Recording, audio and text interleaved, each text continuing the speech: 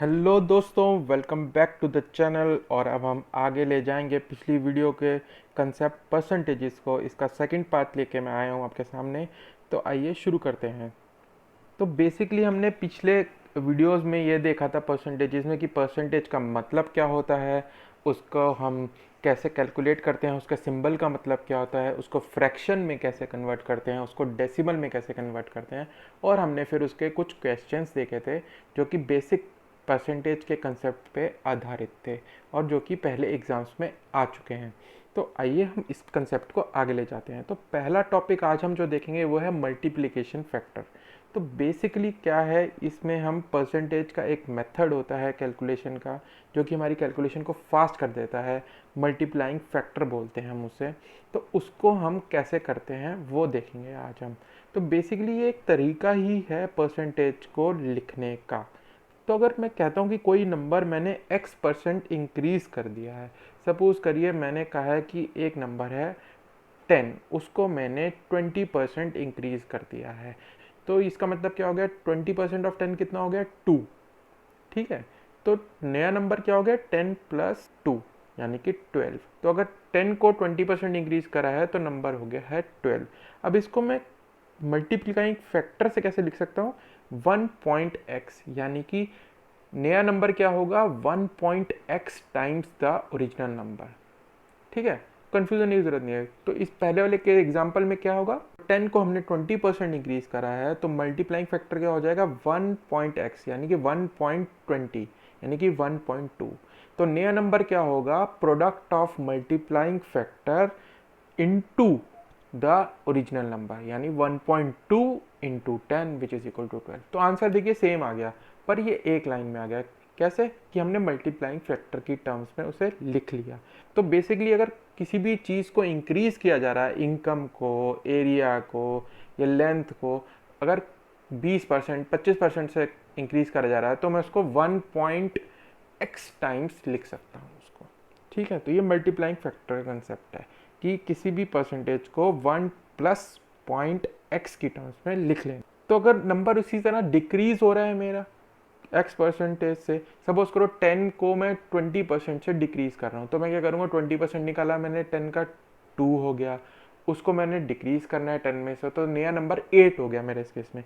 अब मैं एक स्टेप में ये कैसे निकाल सकता हूँ कि मल्टीप्लाइंग फैक्टर इस केस में क्या हो जाएगा, 1-x/100, यानी कि वही चीज़ है जो ऊपर 1+.x लिखा है, 1-.x कर दूंगा मैं ये।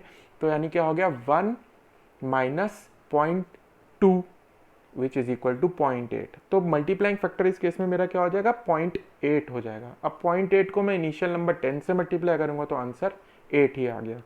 तो बेसिकली मल्टीप्लाइंग फैक्टर दो ही तरीके के होंगे। अगर इंक्रीज हो रहा है कोई चीज़ तो 1+.x लिख देंगे, और अगर डिक्रीज हो रहा है तो 1-.x लिख देंगे। आई होप ये कंसेप्ट क्लियर है। बहुत आसान कंसेप्ट है।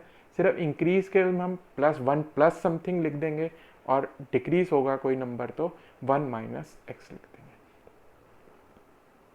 और ये फाइनल वैल्यू क्या होती है, मैंने बताया इनिशियल वैल्यू जो थी multiplied by the multiplying factor. Simple. तो एग्जांपल से समझ लेता हूँ कि अगर ए की इनकम 25% इंक्रीज हुई है तो न्यू इनकम क्या हो जाएगी, 1.x यानी 1.25। ठीक है, तो नई इनकम मल्टीप्लाइंग फैक्टर क्या हो गया मेरा, 1.25, और नई इनकम क्या हो जाएगी, multiplying factor into original income, तो यानी 1.25 टाइम्स ओरिजिनल इनकम। अब इसको फ्रैक्शन में भी लिख सकता हूँ मैं, 5/4 टाइम्स ओरिजिनल इनकम। दोनों एक ही बात है। और अगर मैं कह रहा हूँ बी का एक्सपेंडिचर रिड्यूस हो गया 20% से, तो नया एक्सपेंडिचर क्या होगा, 1-0.2 यानी कि 0.8 टाइम्स द ओरिजिनल एक्सपेंडिचर। तो इससे हमें क्या मिलती है चीज़ याद करने वाली, कि अगर मल्टीप्लाइंग फैक्टर मेरा 1 से ज़्यादा है तो एक इंक्रीज सिग्निफाई करता है उस टर्म में, और अगर 1 से कम है तो एक डिक्रीज सिग्निफाई करता है उस टर्म में। सो जो नई टर्म है वो पहले केस में मेरी ज़्यादा होगी ओरिजिनल टर्म में, और जो दूसरे केस में जो नई टर्म है वो मेरी पुरानी टर्म से कम होगी। तो ये एग्जांपल से समझ लेते हैं, एक और देख लेते हैं example. Salary of a person is first increase by 20%। अब पहले वो एक इंक्रीज हो गई 20% से मेरी सैलरी एक बंदे की, तो इस केस में मल्टीप्लाइंग फैक्टर क्या हो गया, 1.2 हो गया। सिंपल। और दूसरे केस में कह रहा है कि अगले साल वो डिक्रीज होगी 20%।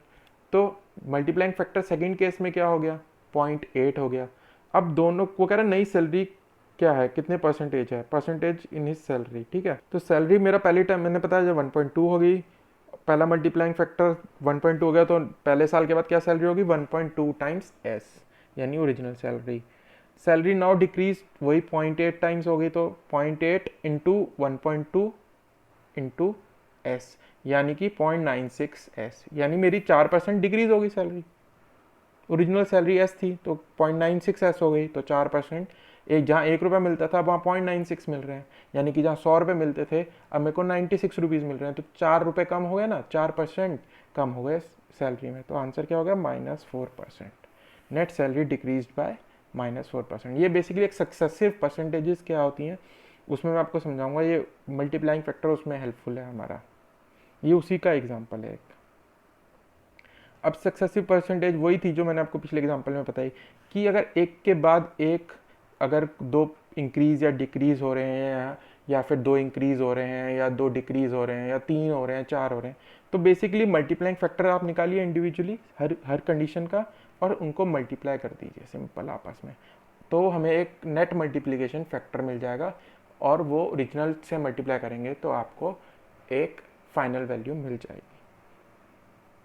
तो नेट मल्टीप्लिकेशन फैक्टर क्या होता है, 1 प्लस पॉइंट एक्स, यानी वही a/100 लिख दिया कि मगर पहले a% से इंक्रीज हुई है तो a/100 लिख दिया मैंने, तो 1.a हो गया इंटू 1.b हो गया। तो बेसिकली ये इसको अगर हम फ्रैक्शनल फॉर्म में लिखेंगे तो ये मल्टीप्लिकेशन करके एक ये फॉर्मूला हमारा नेट बन जाता है, नेट मल्टीप्लाइंग फैक्टर निकालने का। 1 प्लस पॉइंट एक्स की जगह हम क्या कर देते हैं, अगर दो सक्सेसिव इंक्रीजेस हैं तो a plus B plus A B upon 100, upon में 100 पूरा। तो ये बेसिकली मेरा एक नेट मल्टीप्लाइंग फैक्टर का फॉर्मूला है। अगर आप सिंपली दोनों को अलग अलग मल्टीप्लाई करेंगे तो भी आपका आंसर ये आएगा, और इस फॉर्मूले से करेंगे तो भी ये आएगा। मैं आपको दोनों मेथड से एक क्वेश्चन करके दिखाऊंगा तो आपको ये ज़्यादा क्लियर होगा। तो इफेक्टिव परसेंटेज इंक्रीज कितना होता है, ये होता है a plus B plus A B upon 100, यानी कि पहले a% इंक्रीज हुआ फिर b% इंक्रीज हुआ, तो ये फॉर्मूले से हम नेट मल्टीप्लाइंग फैक्टर निकाल सकते हैं a plus B plus A B upon 100 का परसेंटेज, ठीक है। तो कंसेप्ट कब कब लगा सकते हैं, अगर वो कोई कह रहा है मेरे को कि लेंथ इंक्रीज बाय x% और breadth of a rectangle increase by y%, तो एरिया में कितना चेंज हुआ, ये उस कंडीशन में मैं यूज़ कर सकता हूँ इसको, एरिया के परसेंटेज चेंज निकालने में। सेल्स में कितना चेंज आएगा अगर उसका यूनिट प्राइस चेंज हो जाए या क्वांटिटी चेंज हो जाए, इंक्रीज हो जाए। तो ये बेसिकली जब दो क्वांटिटीज़ मल्टीप्लाई हो रही हैं तो नेट मल्टीप्लाइंग फैक्टर मेरा हेल्पफुल रहता है। और सक्सेसिव डिस्काउंट्स और मार्कअप, ये मैं आपको प्रॉफिट एंड लॉस वाली उसमें समझाऊंगा एग्जैक्टली कैसे यूज़ करते हैं। Distance in speed into time, अगर स्पीड हमारी इंक्रीज हो रही है x टाइम्स और टाइम ट्रेवल मेरा डिक्रीज हो रहा है y टाइम्स, तो नेट इफेक्ट क्या रहेगा डिस्टेंस ट्रेवल पे, ये भी निकाल सकते हैं इसी सक्सेसिव परसेंटेज के कंसेप्ट से। तो अब एग्जांपल से समझते हैं कैसे। तो अगर मेरे क्वेश्चन कह रहा है base of A triangle is 8 centimetre, height is 4, अगर एक का हाइट ट्राइंगल की 4 है और बेस है 8 सेंटीमीटर, और बेस को वो कह रहा है मैं इंक्रीज बाय 25%, तो बेस का मल्टीप्लाइंग फैक्टर क्या हो गया, 1.25 हो गया मेरा, और हाइट डिक्रीज बाय 25%, यानी हाइट का मल्टीप्लाइंग फैक्टर क्या हो गया, 1 माइनस 25 यानी 0.75। तो एरिया में क्या चेंज आएगा, अब एरिया क्या होता है पहले मेथड से देखते हैं, half base into height, original area मेरा हो गया 16 सेंटीमीटर, हाफ इंटू 8 इंटू 4, और न्यू बेस मेरा क्या हो जाएगा 1.2 टाइम्स इंटू 8, ठीक है। ये कितना हो गया, मल्टीप्लाइंग फैक्टर 1.25 है बेस का, तो ये हो गया 10 सेंटीमीटर, और हाइट क्या हो गई 0.75 इंटू 4, जो कि मेरा मल्टीप्लाइंग फैक्टर है हाइट का 3 सेंटीमीटर, तो नया एरिया क्या हो गया हाफ इंटू 10 इंटू 3 यानी 15 सेंटीमीटर स्क्वायर। एक तो मेथड ये है कि आप इंडिविजुअली अलग अलग दोनों को, हाइट का और बेस का दोनों में मल्टीप्लाइंग फैक्टर अप्लाई करें और आंसर आ जाएगा। लेकिन अगर आप एक साथ ही करना चाहते हैं सक्सेसिव परसेंटेज के कंसेप्ट को यूज़ करके, तो कैसे करेंगे आप, formula net multiplying factor, area पे नेट इफेक्ट कितना पड़ेगा, दोनों का इफेक्ट इस फॉर्मूले में आ जाएगा। देखिए कैसे, 1 प्लस फॉर्मूला क्या है, 1 plus A upon 100 plus B upon 100 plus A B upon 10,000। ठीक है, यही फॉर्मूला है। तो अब इसके अंदर कैसे लगाना है मेरे को, 1 प्लस 25% जो कि बेस में इंक्रीज़ हुआ, माइनस 25% जो कि हाइट में डिक्रीज़ हुआ। तो माइनस लगा दिया मैंने, क्योंकि बी कम हो रहा है ना मेरा, तो माइनस में लिख दिया। माइनस ए बी अपॉन 1000 और 10,000, तो यानी 25 upon 100 into 25 minus 25 upon 100 upon 100। तो ये नेट इफेक्ट कितना हो गया, 0.93 टाइम्स। यानी कि जो नया एरिया आया मेरा, वो किसके बराबर हो गया, 0.9375 times the original area. Original area क्या था, 16। तो मैं इसको 16 से मल्टीप्लाई कर दूंगा तो मेरा नया एरिया आ गया। तो बेसिकली नेट मल्टीप्लाइंग फैक्टर से आप स्टेप कम कर देते हैं कैलकुलेशन में। आप ऊपर वाले तरीके से भी कर सकते हैं और नीचे वाले तरीके से भी कर सकते हैं। तो इससे आई होप कि ये सक्सेसिव परसेंटेज का कंसेप्ट आपका क्लियर हो जाएगा। और एरिया में था कितना डिक्रीज हुआ है, ये कितना हो गया 6.25। अब ये जो नेट मल्टीप्लाइंग फैक्टर है, आप इसी से निकाल सकते हैं कि कितना डिक्रीज हुआ है। ए प्लस ए बी अपॉन 100 जो है ये 6.25%, इससे आपने निकाल लिया। तो दोस्तों आज के वीडियो को इतना ही रखते हैं। अगले वीडियो में जो इसका आखिरी टॉपिक रह गया है, चेंज ऑफ बेस, उस कंसेप्ट को जानेंगे और उसके कुछ न्यूमेरिकल्स को देखेंगे। तो दोस्तों अगर आपको हमारा वीडियो पसंद आया हो तो प्लीज़ लाइक कीजिए एंड शेयर कीजिए अपने दोस्तों के साथ। And don't forget to subscribe to our channel and hit the bell icon, जिससे कि आपको आने वाले वीडियोस की नोटिफिकेशन मिल सके। तो दोस्तों अब हम मिलेंगे अगले वीडियो में, तब तक के लिए happy learning and bye bye.